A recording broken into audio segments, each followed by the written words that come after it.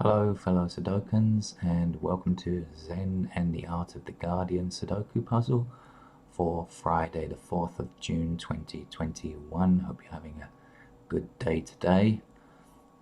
The weekend is tomorrow for those of you that live for the weekend. In the news, I noticed that a Microsoft subsidiary known as Round Island 1 earned 315,000 million, I'll say it like that rather than say the word billion, which is sometimes lost on people. $315,000 million. And would you like to know their total tax paid? Zero, of course. Yeah. And it's an Irish subsidiary, but resident conveniently in Bermuda, which is very close to Ireland, of course, for hopping between the two islands. But it's a disgrace, and something needs to be done. This is really one of the most important issues of our time. Countries need to get together and stop this abuse from taking place, and it clearly is abuse. And how is it going to happen? Well, one thing that needs to happen, I think, is maybe there should be embargoes on companies that use places like the Bermuda or the Cayman Islands or other notorious places that criminals and corporations go to avoid tax, that they are not allowed to do business in other countries. Maybe we should just limit them to those particular countries. See what happens then. Other alternatives are, not alternatives, but maybe, working in tandem, are to make sure that people who make these kind of decisions are held criminally responsible with the threat of jail time. Not fines, they can afford to pay any fines, but the possibility of jail time if they work in a way as to deceive and corrupt the system and to distort the system, that they can change the system, not change the system, get around the system to such an extent. They need to be held accountable. I mean, everybody says, oh yeah, it's corporations' duty to its shareholders to maximize profit. This is nonsense. I understand the capitalist dream of never-ending and unlimited and maximized profits, but the rest of the world is suffering, and something needs to happen. Okay. Ooh, excited this morning on a Friday. Let's stay calm as we get back to our Sudoku puzzle, I think. Right, and it's listed as hard. Don't know what that means. We're becoming used to the anomalies of grading from the Guardian Sudoku, so we'll just explain how the game plays. We have rows across, I should say, and we try to fit numbers 1 to 9 in each of them. We have columns down, and we fit numbers 1 to 9 in each column. For example, this column already has a lot of numbers, and this column has no numbers yet. So we have all 9 to fit in. And we have these blocks, sections, if you like, whatever. And we need to fit numbers 1 to 9 in each of them. And you'll see, here we are, look, 9, 8, 1, 7, 5. You'll notice that none of these numbers are duplicated. They cannot be, of course, because there are only 9 squares in this block. So that's what we need to do. We need to think of the idea of uniqueness, that a number can appear once only in its row, column, or block, and that's all we need to do. And that's how we find numbers, really. For example, we see that this 1 appears in this column and cannot appear again, this 1 in this column, and this 1 in this row, meaning it's blocked here. So if you imagine a kind of blocking pattern, something like this, blocked, blocked, and blocked, there's 1 square left. So we can write our digit 1 in here, and that's our first number of the morning. We can take that slightly forward a stage by imagining this 1 across here will block this row in this segment here, limiting us to just this square and this square. And when that happens, that means that there will be a 1 in this column somewhere in either of these two squares, so there won't be a 1 here, here, or here. And this one blocks up here, and this one blocks over here, giving us a 1 in that spot there.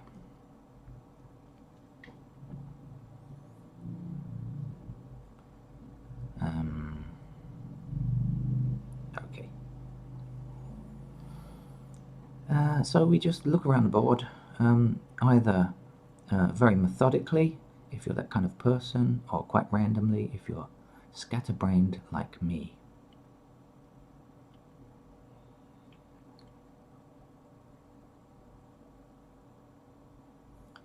And see what we can see. If you're just new to this channel, I should warn you that sometimes it takes a while because I don't play these games in advance. I don't have a game plan. I'm doing this live. It's a recording, of course, but I mean, I play the game as I see it. I just print it, put it on, and start.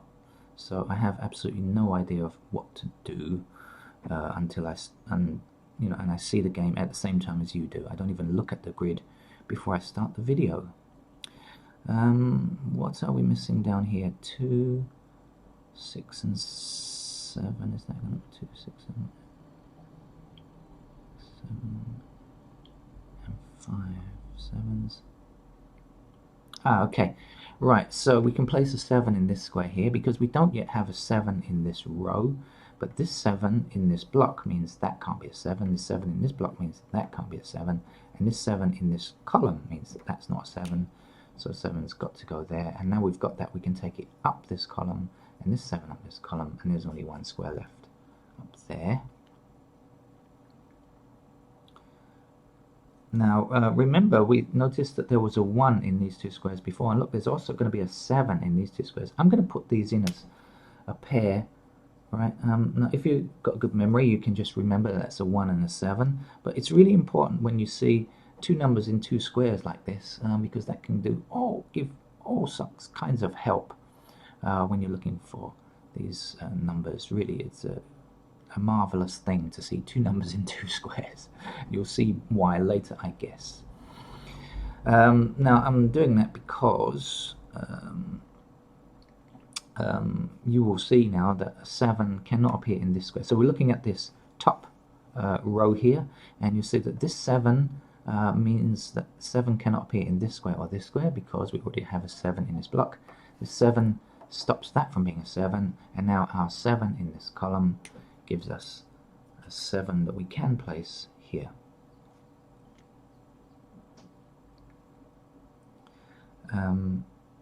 Missing numbers here are, now we have 3 missing numbers from this block, not 1 or 7 because we know they're limited here. So we have 9, which is going to be here or here, okay, and 4, which is going to be here or here, and we also have 2, which can appear anywhere. So we'll try to keep those in mind, that we have 9, 4, and 2 along here, and see if that helps us anywhere else.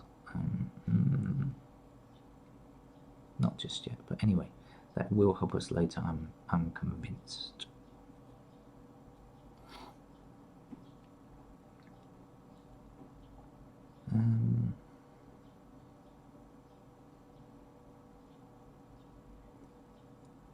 Right, what else? Let's see.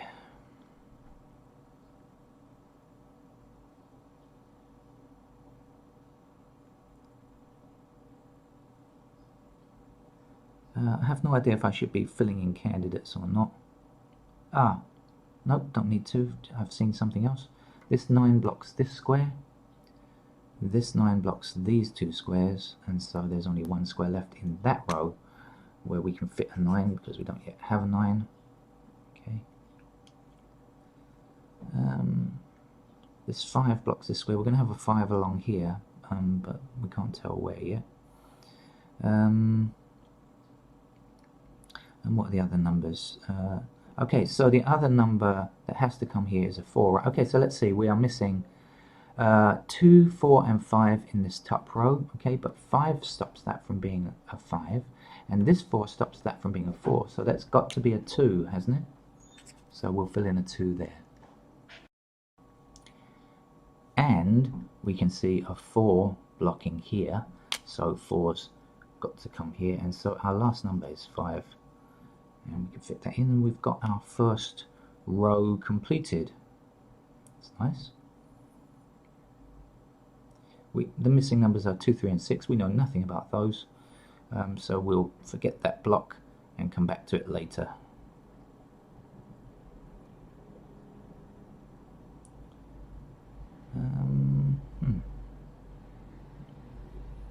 I'm not sure about this puzzle. On the one hand, it's coming along quite nicely. On the other hand, I have a feeling we might get stuck later on or need candidates later on. But I can't really tell yet. I'm not sure. I don't know. I'm undecided. I'm like a floating voter.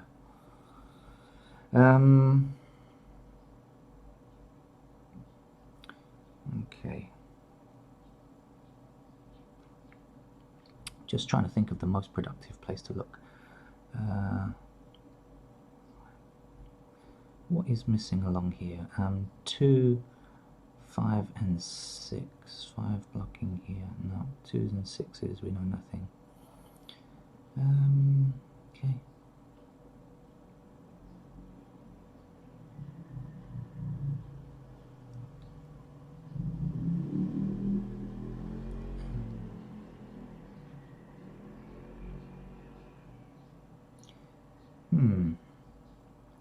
Do you know, I think I'm going to start filling in candidates.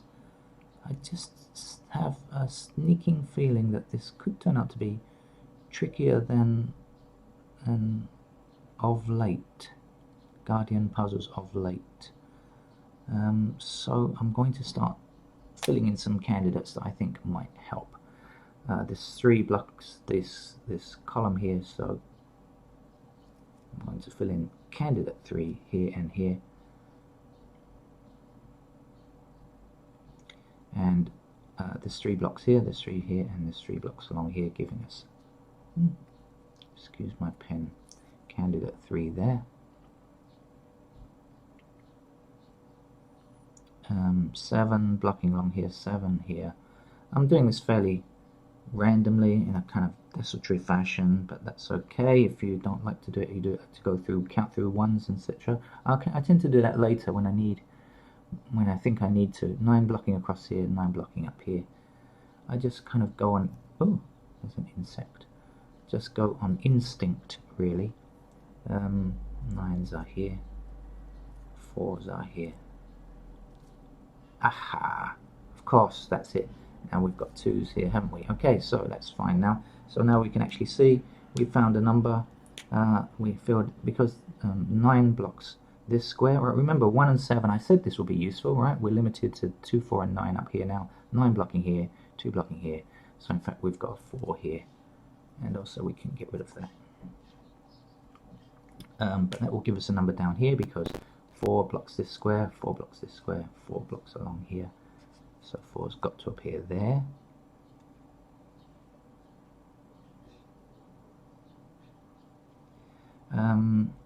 There's 2 blocks this square, so 2 is a candidate in these 2 squares, and there's 6 blocks this square, so 6 is a candidate there and there.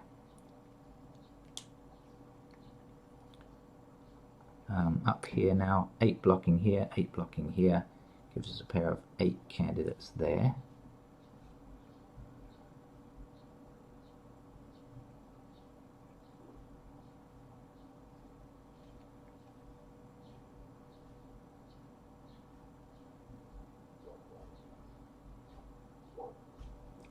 Five blocking these 2 squares, this 5 blocking this square, so 5 will appear either here or here.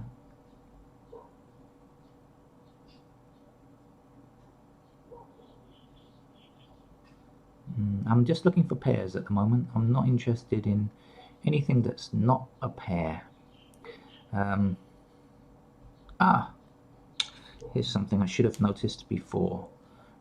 Probably right from the get-go, I missed it. You didn't tell me, dear viewer. I have a 7 in this block already, right? This particular, I marked down 1 and 7 here, right, as a pair. Actually, I could have gone one step further and realized that the 7 here stops these 2 squares from being a 7, and this 7 blocks that square, so 7 has to appear here, and 1 has to appear here like that. Oh dear, silly me. This 1 blocks down here, 1 across here, 1 across here, so 1 goes there, and then down here we've got 1 blocking, 1 blocking, 1 across, and 1 here. Okay. Should have seen that before, shouldn't I? Which will give us a pair of 7 candidates or something. The pen is drying drying out a little. 7 across here, 7 across here, 7 up the middle. So we kind of see these 4 sevens in a box here. You might be thinking, wow, is that an X-wing? And the answer is, well, yeah, but so what? Because there aren't any eliminations that could possibly be made because we have 7s in other places anyway, so it's not going to affect anything. That is if you know what an X-wing is.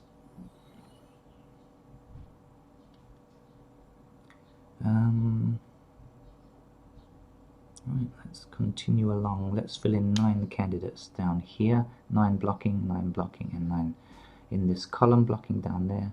Gives us a pair of 9 candidates in those 2 squares there.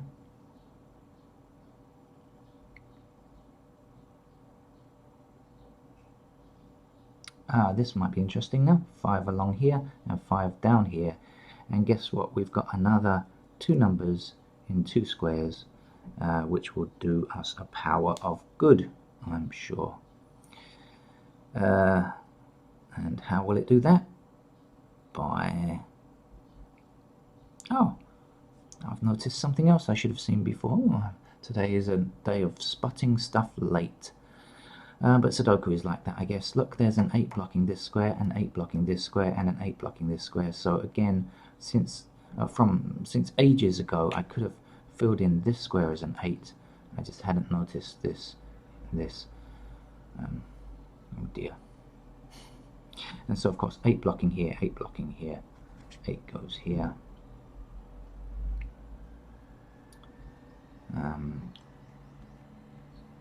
I'm going to fill in these candidates here, 8 blocking up here, 8 across. So that gives us a pair of 8s here, and then this 8 will extend up, this 8 extends up, and giving us a pair of 8s in these 2 locations here.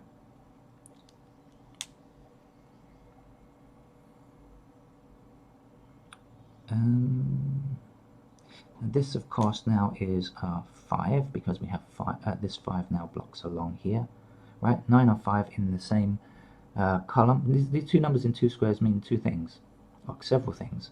9 and 5 cannot be is not needed again in this block, and also 9 and 5 cannot appear again in this row, so there can be no 9 or 5 along here anywhere. So no 5 here now, so 5 goes there. The other thing is that, you know, other numbers cannot appear in these 2 boxes, and that's the thing that's so great about finding them. Okay, so what comes along here now? We're missing 2, 4, and 6, I believe, right? 2, 4, and 6 are missing, so guess what? That 6 now can't be true. We had that as a pair of 3 or 6, but 6 has to appear here now, so that can't be a 6. So it's got to be a 3. And now we had this as 3 or 2, so that's got to be 2. It's got to be 6. And now we can find the number at the end here. 1, it's a 2. We don't yet have a 2, so that goes in there.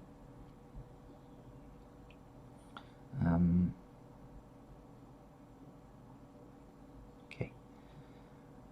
Missing numbers down here are what? 3 and 6, are they? 3 and 6, okay, but we can't tell which is which just yet, so we'll write that in the candidates just because it will save time when we just get to the domino effect at the end where numbers just collapse very quickly. We'll fill in the 6 in these 2 squares because it's blocked down here like this, and the other numbers we'll just hold off on for the moment since they're not pairs, and I am still looking for pairs. 5 here, 5 blocking along here will give us a pair of 5 candidates here, here.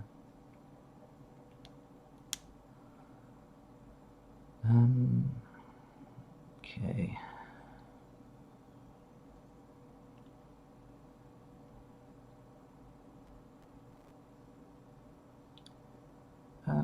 Where to go next?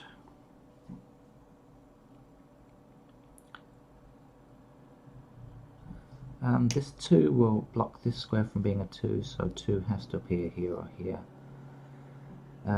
Other missing numbers are 3 and 6, but we can't tell which is which. This is going to be 3 or 6, this is going to be 3 or 6, we know that, but 3s or 6s could appear anywhere here, so that's not very helpful at the moment. Okay, 6 blocking up here, 6 blocking here, so 6 and 8 have to go there and there. Okay, that's not going to help us greatly though at the moment. This 2 we have now, of course, since we now have filled in this 2, we now know that's a 9 and that's a 2. Okay. Clearly this is a 9 or a 5. This 9 blocks this square now, so that has to be a 9 and that has to be a 5. 5 blocking along here now and 5 blocking up here gives us the 5 there. I think we nearly finished the puzzle. It's looking like we're almost there. This is a 3. It's not a 9 now, it's a 3 now because that's the last number in this column. 3 blocking along here gives us a 3 there and a 2 there, and the last number I said was 6, wasn't it? And this was a 3 if you remember. 3 blocking down here, that's a 6. When you write in these paired candidates, it makes filling in the end much easier. 3 blocking there, that's a 3, and that's an 8. It just saves time at the end, you know, and also I think can lead to fewer mistakes if you're going at kind of high speed at the end. That's what I think anyway. Right, one number missing here. It's a 2, I believe. So in that goes.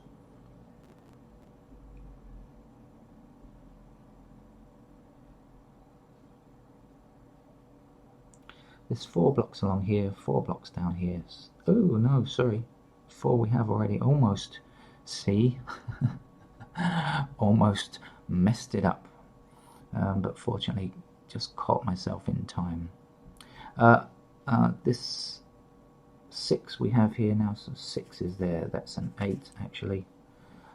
This 8 can't stand. This is an 8 and this has to be a 7. 7 can't stand. That's a 7 there. Missing numbers are 2. Well, we can't have a 2 in this square because of that 2 there. So, and 4 here. One number left in this column 1. It's a 2, isn't it? We don't yet have a 2, so 2 goes there. 2 blocking here, 2 blocking here gives us a 2 there. What's missing now? 1, 2, 3, so 4 and 6 are missing. It is 4 and 6, isn't it? Let's make sure I got it right. Yeah, okay, 4 blocks here. So that's the 4 and that's the 6. 6 blocking along here, 6 blocking up here gives us a 6 there. What's missing here? 1, 2, 3, 4, 5, 6, 7, 8. It's a 9. In goes the 9. Okay, so now we know 9 or 5 has to be a 5. 9 has to go here. 5, no 5 there. 5 goes there. The missing number is 8. Just across here now, the 6. That 6 can't stand because of this 6. So 6 goes there. And the last number is 4. Let's just double check. Let's look around and make sure I haven't made any error. Nope, it appears to be in order, so I'm going to leave it there and say thank you for joining me, and please subscribe to this channel and other Sudoku channels and learn as much as you can about the game. Tomorrow is supposed to be expert day. Not sure if it will be really an expert level puzzle. This one is probably like a medium level puzzle. Thank you very much and hope to see you again. Bye bye.